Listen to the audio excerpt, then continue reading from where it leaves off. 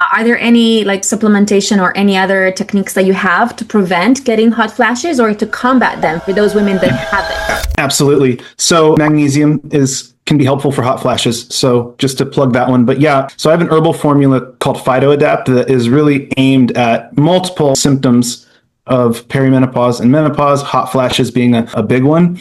So the adaptogenic herbs can help. Schisandra berry is one that may help. So my formula has some of those herbs in combination with phytoestrogens.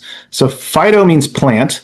So these are compounds in different plants that chemically look really similar to your natural estrogen. So in your body, the way that your estrogen is able to work and do things is that in tissues all over your body, there's receptors. So there's like a little dock, and the estrogen comes in and it docks in there, and then it sort of sends signals and does all the things that estrogen will do in that cell. The difference is they're not near as potent as your estrogen, because your estrogen is sort of perfect, right? A perfect fit. These are a close enough fit that they will go in there and they will stimulate the receptors. So you can kind of think of a lot of the changes related to estrogen that are happening during this time as kind of like estrogen withdrawal. Your body is like had this really potent signal present, and now as it's declining, tissues are like, whoa, what do I do now? I don't have that signal. And so everything starts to kind of get dysregulated like this until eventually at some point in postmenopause, it will calm down. Your body sort of regulates and comes to a new steady state.